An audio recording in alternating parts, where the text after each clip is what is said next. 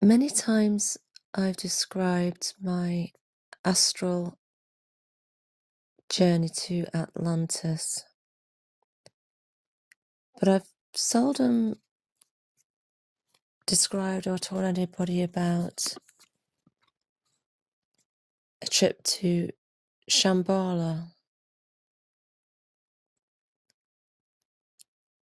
which is believed to be accessed only by 8 hidden secret gateways.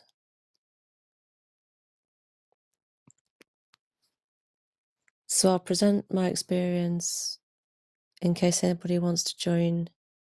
This is a guided meditation, and this happened quite a few years ago, at least 10, more like 15, I think, but I'll do my best to remember.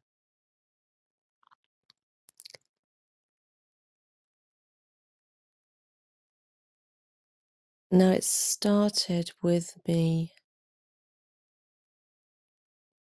approaching the sun, which is anyone who's ever tried to approach the sun astrally or in meditation is a unique experience. Actually, counterintuitively, perhaps, it was rather like going through a dark tunnel with light at the end, a tunnel that was rotating, not quickly. It didn't seem quick. It was almost like floating through. It could have been frightening,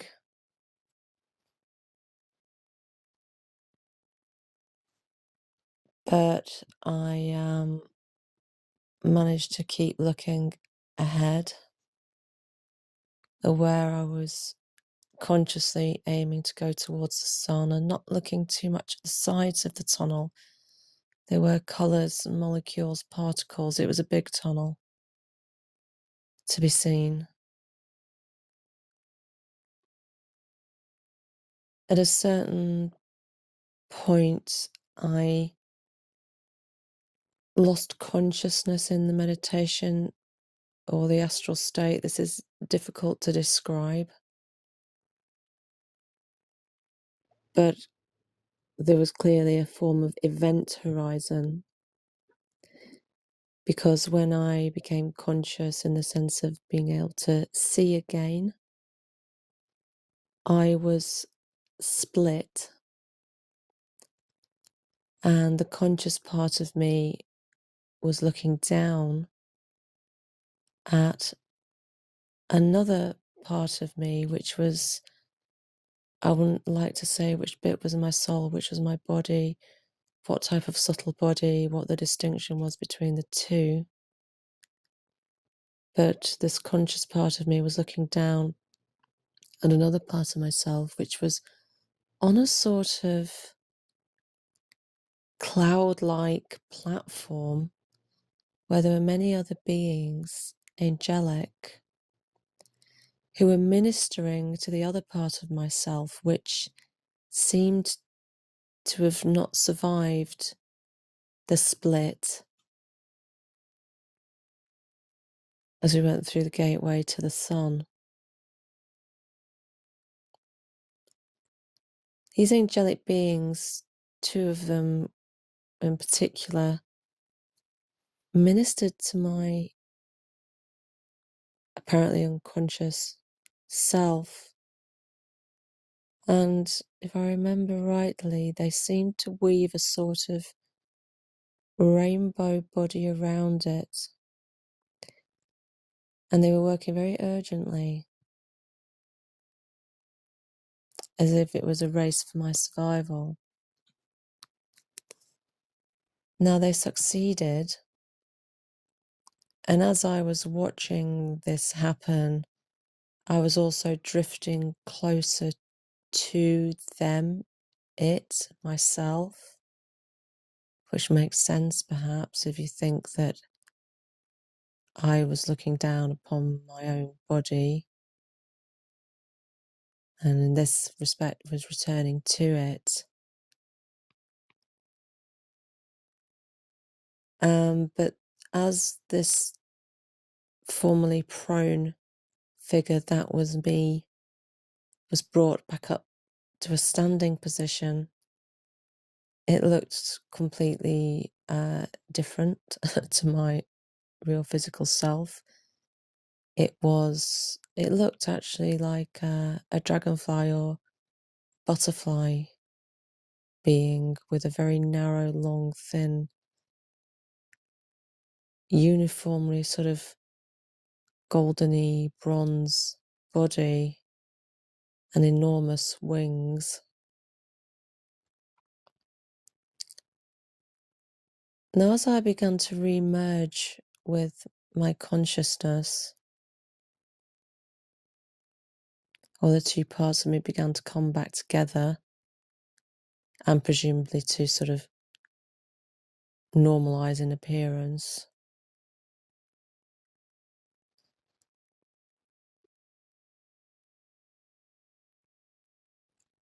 we began to rise upwards, and it was like I became face to face with different sorts of white birds, and to associate with those white birds.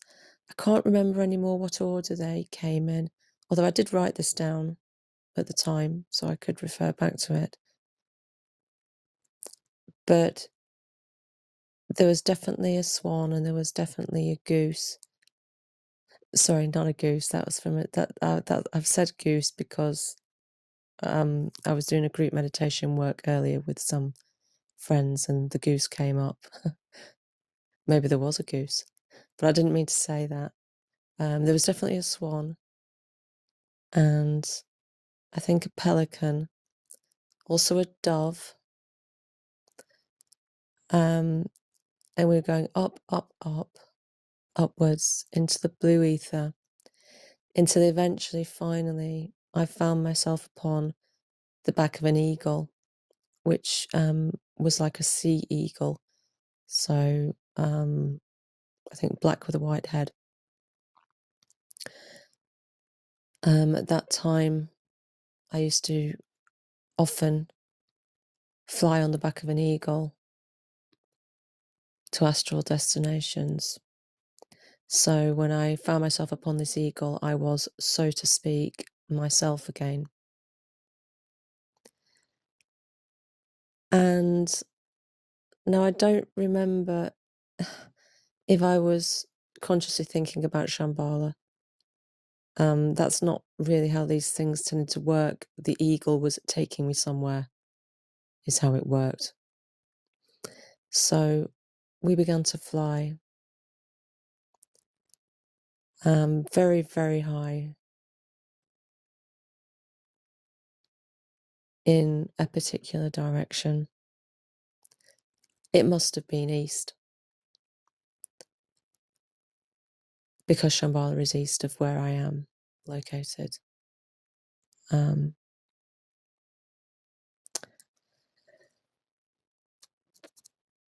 We flew for a long time, and it started to become very cold. I was aware of the coldness, even though I couldn't feel it in terms of normal sensation. I just knew that it was very cold, and also the atmosphere was thin, and the blueness of the sky looked very cold and wintry, even though it was still blue. And then in the distance, I saw this incredible mountain. It seemed to be alone and not part of a mountain range, perhaps because it was so high that its triangular peak was higher than all the others that may have been around it, below a cloud line, although I don't remember seeing clouds. It struck me as a wondrous thing, although I would be dispassionate in this state of being, in the astral state, and very rational, nonetheless. And there was also a sort of telepathic communication of a basic kind with the eagle, although no words shared between us, just an understanding. I don't know the name of the mountain. I could guess, I suppose. but I won't for now. Try and guess.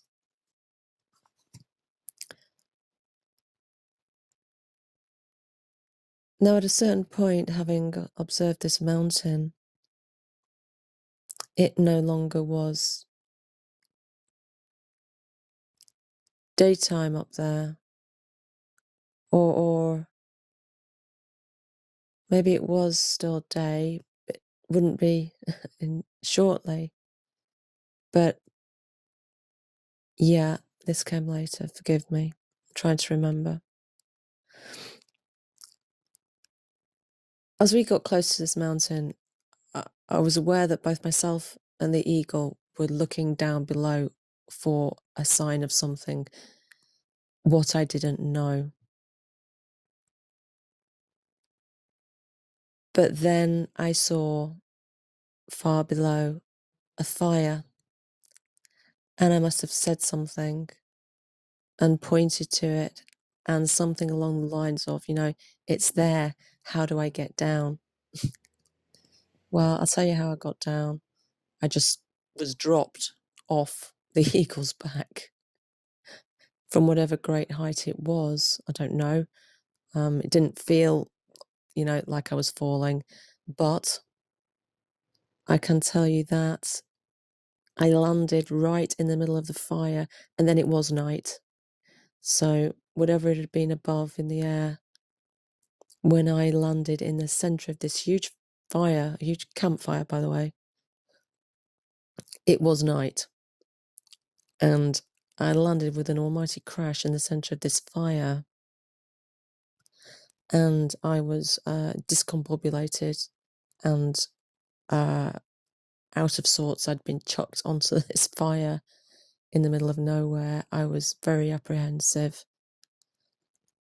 I knew, although I hadn't seen them yet, that there were people around the fire. They were sat far back from it, in a circle, meters back, and it was a wide circle, further back than you might expect, further back than people warming themselves around a fire might normally sit, and in a more perfect circle. Now, I landed with a crash into the middle of this fire, and as I said, I didn't immediately see these people. What happened then was, for some reason that I cannot explain, I just had this compulsion to jump between the fire and the snow, because the whole place, the ground was all covered in snow. And there was even a pile of snow. And I jumped in and out of the fire, between the fire and the snow. And I hadn't read Game of Thrones or the story of Fire and Ice. I only thought about that when I saw that sort of 10 years later. Okay.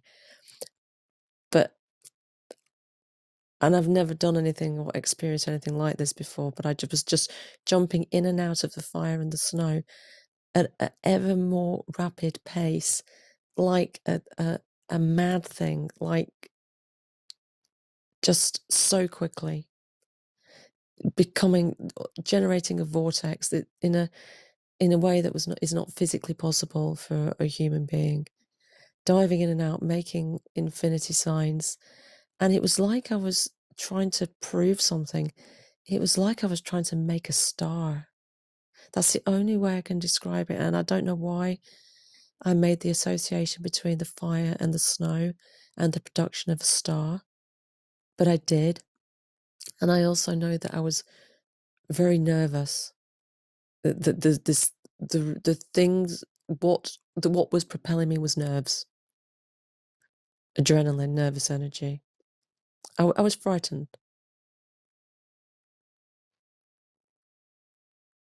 Primarily frightened by, the unknown and the people who I sensed were around the circle, sitting in the circle. Now, as I'd sort of proved this thing or made this point about the star, I could then see them just in the shadows. And I was afraid of them. They were dressed in sort of animal skins, and they looked like nomadic or shamanic. They seemed to all be men. I couldn't really tell. They all seemed to look the same. But I was too afraid. Nobody introduced themselves to me, and I was too afraid to introduce myself to them. So what I did instead was I ran as fast as I possibly could to the edge of the light that was cast by the fire. It was big fire. And I ran to the edge of the snow, to the edge of this fire. Just the edge, not beyond. And I just, for what seemed to be an inordinate amount of time, I just stood there, wondering what on earth to do.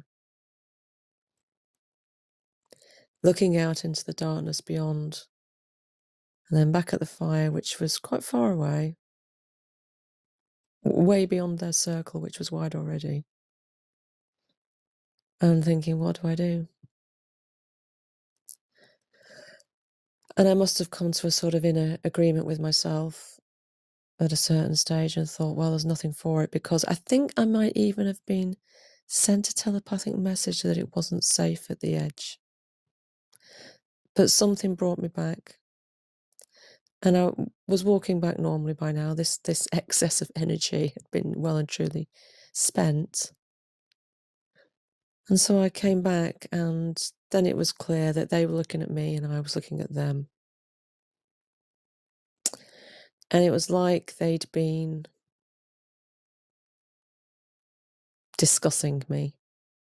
Maybe they'd sent me to the edge while they discussed me. I don't know.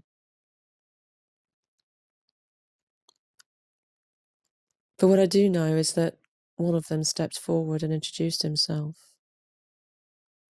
And I sensed he was reluctant, that he'd drawn a short straw in being allocated or nominated as a guide, or having nominated himself as a guide for me.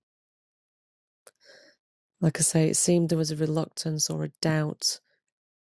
I'm not surprised, because he was very kind of ordered. He looked like you might expect a Tibetan or Siberian or Nepalese or other, or Mongolian perhaps, shaman to look, but not like, not primitive, surprisingly modern even, but nevertheless still dressed in some animal skins, and black, and a hat. It wouldn't be the first time I would see this person, by the way. He came again at least twice in my life. But he would be my guide. And as he came forward, and we introduced it, so it was all very sort of perfunctory. A grey dawn, the light started to emerge again. The night ended, and quickly there was action. The fire was extinguished. Everyone who was around the circle stood up straight away, and it looked like a relatively normal snowy scene high up in the mountains. Speaking of which, we all started walking in the direction of the triangular mountain.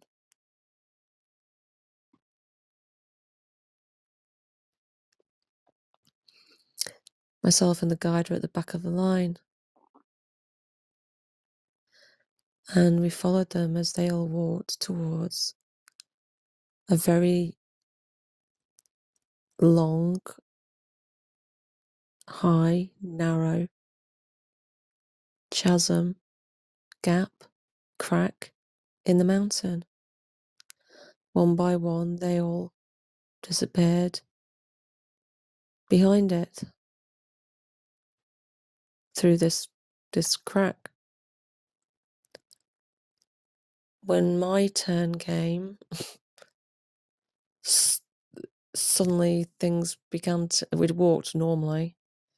Suddenly there was an absolutely enormous acceleration of speed, and it was, I don't know if I was on a vehicle or the guide with me just pulled me through at a absolutely incredible rate of knots, far too quick. And it was so fast, it took a few seconds for us to get in to wherever we were going, and the scenes were just flashing by as if we were like on just like a rocket going through this mountain down. And I only had time to telepathically express regret that I couldn't see what was around me. And I don't know if it was because I personally wasn't allowed to, or if it was just the case that this is how they entered, and I was entering that same way too. Whatever the case may be, when we stopped, we were again at the back of a line inside the mountain. Now, from this base, it was like the whole mountain was hollow. You could see that it was sort of conical and huge. If you think about the biggest kind of mountain and it being hollow and being inside it at the bottom, it was massive. Massive.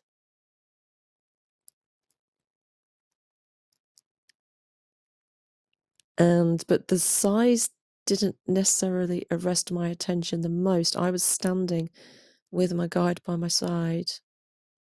He was on my left, I believe.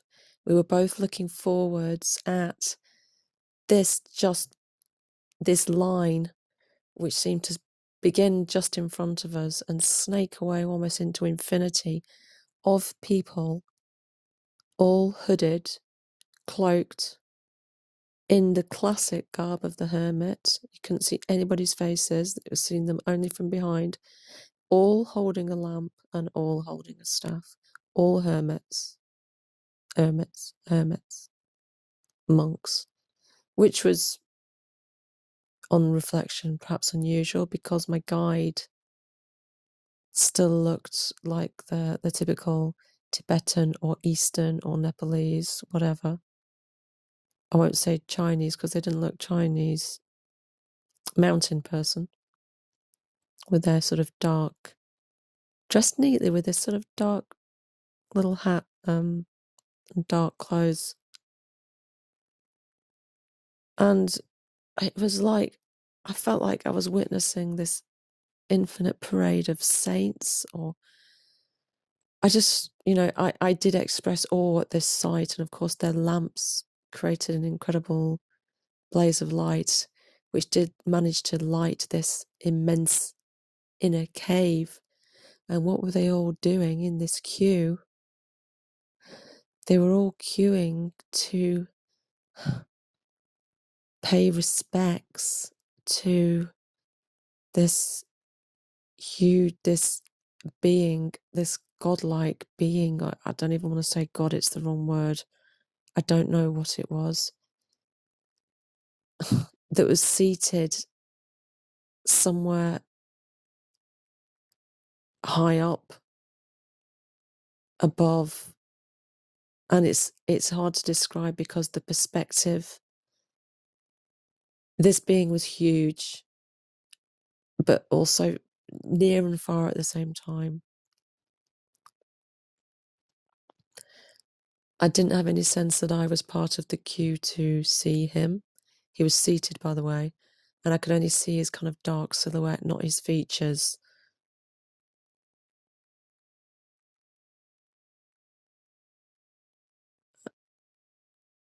And I didn't have a sense that I was going to see him either, but just that I was with this guide who was allowing me to witness them queuing to see him.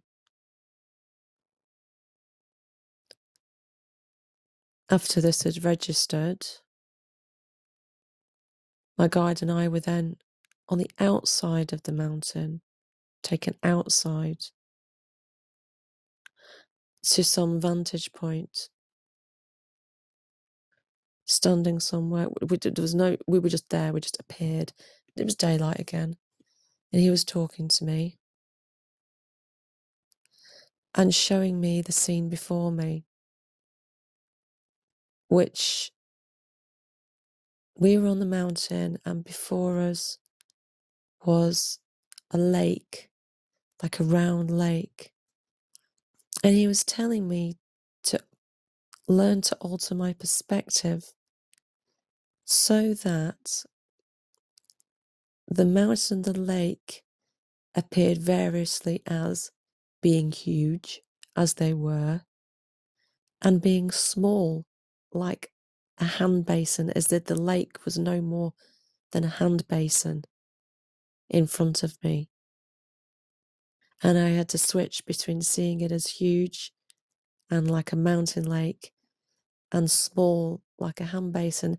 And he made me do this a few times to shift my perspective of vision to see it in that way.